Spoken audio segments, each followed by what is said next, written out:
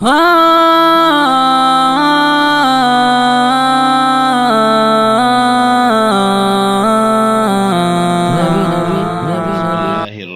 الرحیم۔ واقعات پڑھیے اور عبرت لیجیے۔ سبق نمبر 105۔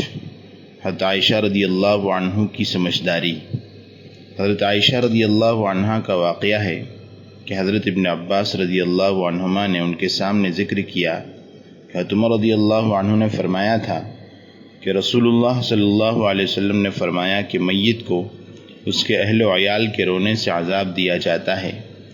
یہ سن کر حضرت عائشہ رضی اللہ عنہ نے فرمایا کہ حضور صلی اللہ علیہ وسلم نے ایسا نہیں فرمایا تھا، بلکہ آپ نے یہ فرمایا تھا کہ کافر کے عذاب میں زیادتی کر دی جاتی ہے، جبکہ اس کے اہل و عیال روتے ہیں۔ پھر آیت پڑھی، اللہ تزر وازرۃ وزر اخری، کوئی کسی کا گناہ نہیں اٹھائے گا۔ اس سے اندازہ کیجیے کہ حضرت عائشہ رضی اللہ عنہ کا علم کس قدر گہرا اور مضبوط تھا۔ حضرت ابن عباس رضی اللہ عنہما کے سامنے فرمایا اور حضرت ابن عباس رضی اللہ عنہما اس پر خاموش رہے، بلکہ تائید فرمائی۔ حضرت عائشہ رضی اللہ عنہ کا علمی مقام۔ حضرت عائشہ صدیقہ رضی اللہ عنہ کے متعلق تاریخ گواہ ہے کہ بہت بڑی عالمہ اور فاضلہ تھی۔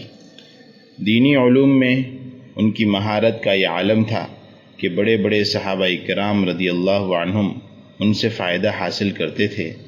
ان کے والد ابوبکر رضی اللہ عنہ اور حضرت عمر رضی اللہ عنہ بھی بہت سے مشکل مسائل میں ان سے رجوع کرتے تھے۔